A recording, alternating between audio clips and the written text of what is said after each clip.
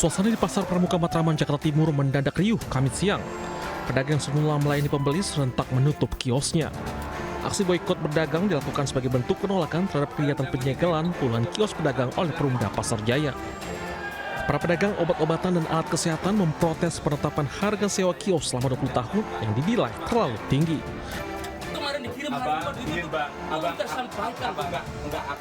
Ketegangan pun sempat terjadi saat petugas Pasar Jaya menyegel dan menggembok salah satu kios pedagang. Para pedagang sebenarnya tidak mempersoalkan revitalisasi pasar pramuka, namun mereka ingin mendapatkan harga yang pantas dengan skema pembayaran yang tidak memberatkan. Kos operasional kami, sewa, bayar karyawan, kebersihan, dan lain sebagainya tidak masuk akal. Harga yang paling mungkin buat pedagang per bulan itu adalah 2,5 juta maksimal per bulan. Bukan hanya di pasar pramuka, karena atas setiap ketentuan ataupun pelanggaran yang tidak dilaksanakan oleh pedagang, maka kita akan berikan poin tersebut. Untuk hari ini dari 401.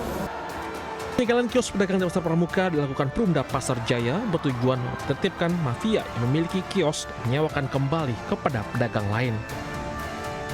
Dari Jakarta, Rio Manik melaporkan. Pemirsa, sebuah kapal Puka Teri yang baru bersandar di dermaga B2 Belawan, Kota Medan, Sumatera Utara hangus terbakar. Akibat kebakaran, diperkirakan pemilik kapal ini alami kerugian mencapai 1 miliar rupiah.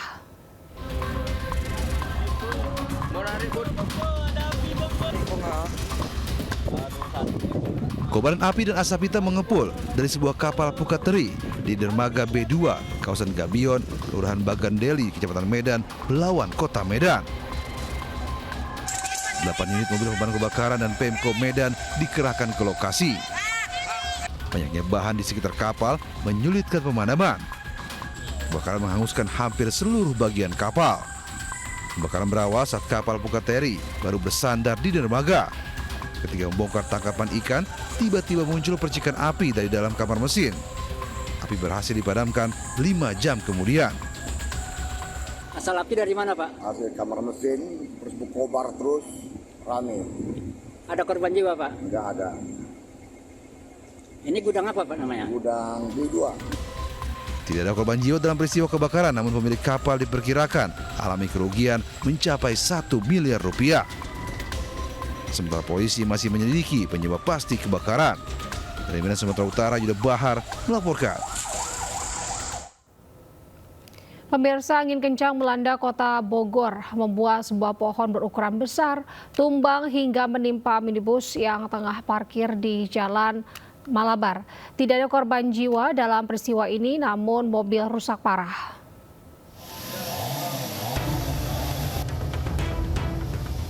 Sebuah mobil terparkir ringsek di bagian bodi usai tertimpa pohon Tanjung setinggi 20 meter dengan diameter 20 cm di Jalan Malabar, Kota Bogor, Jawa Barat, Kamis sore. Kencangnya angin yang melanda Bogor ini membuat pohon secara tiba-tiba roboh ke jalan. Tak ada korban jiwa maupun luka dalam peristiwa ini karena minibus dalam keadaan kosong ditinggal pemiliknya. Petugas gabungan langsung mengevakuasi dan memotong batang pohon yang tumbang mengenai mobil tersebut. Petugas bahkan mengerahkan alat berat agar menjangkau bagian atas batang pohon. Di parkir aja, kita lagi parkir, terus udah gitu tiba-tiba pohon itu menyender ke mobil saya. Saya lagi ada di tempat kopi, lagi kerja. Ada angin kencang dan hujan lebat. Jadi ada beberapa titik pohon tumbang di wilayah Kota Bogor. Akibat kejadian ini, arus lalu lintas di sekitar lokasi sempat dialihkan ke ruas jalan lainnya karena adanya proses evakuasi. Dari Bogor, Jawa Barat, Andi Firmansyah, iNews melaporkan. Gunungan sampah setinggi 5 meter masih teronggok di TPS Gunung Batu, Bandung, Jawa Barat.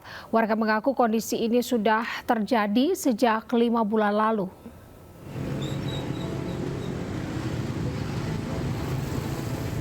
Gunungan sampah setinggi 5 meter ini sudah menumpuk selama 5 bulan di kawasan Jalan Gunung Batu, Kota Bandung. Campuran sampah organik dan plastik ini pun menimbulkan bau tak sedap dan mengganggu. Warga mengaku sampah ini juga berasal dari pengendara motor yang melintas dan membuangnya pada malam hari. Salah satu petugas TPS Gunung Batu mengaku penumpukan terjadi lantaran armada pengangkut tidak beroperasi sejak pertengahan tahun.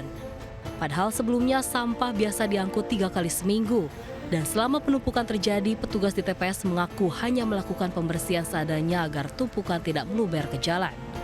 Warga pun berharap pengangkutan sampah bisa kembali berjalan rutin seperti sebelumnya. Karena dikhawatirkan jika sampah terus menumpuk, malah akan menimbulkan terjadinya longsor sampah yang sangat membahayakan pengendara. Sementara lokasi TPS ini berada di ruas jalan penghubung kota Bandung dengan kota Cimahi. Dari Bandung, Jawa Barat, Billy Maulana, iNews melaporkan. Kita ke informasi selanjutnya pemirsa, roket peluncur ganda Rusia hancurkan benteng Ukraina di sabuk hutan di utara Republik Rakyat Donetsk pada hari Senin.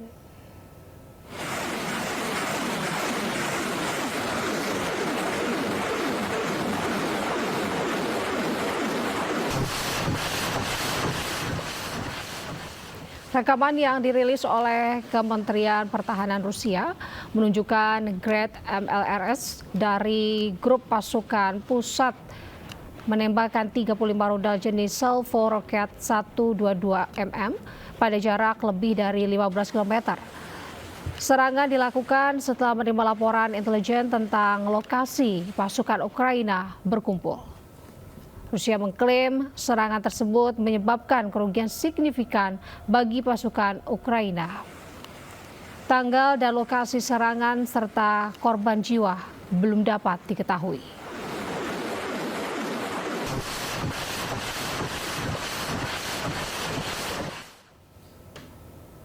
Bom mobil meledak di luar kompleks pengadilan Islamabad Selasa waktu setempat. Akibatnya 12 tewas dan 27 lainnya luka-luka. Dahsyatnya ledakan membuat sejumlah kendaraan rusak, menewaskan sedikitnya 12 orang dan melukai 27 lainnya. Tim forensik dan petugas polisi siaga di lokasi yang dipasang garis polisi. Menurut media lokal, seorang pelaku bom bunuh diri mencoba memasuki fasilitas tersebut, tetapi meledakkan bahan peledaknya setelah gagal menembus keamanan. Taliban Pakistan mengaku bertanggung jawab atas serangan tersebut. Ledakan itu terjadi beberapa jam setelah bom mobil lain meledak di Provinsi Barat Laut Khyber Pakhtunkhwa.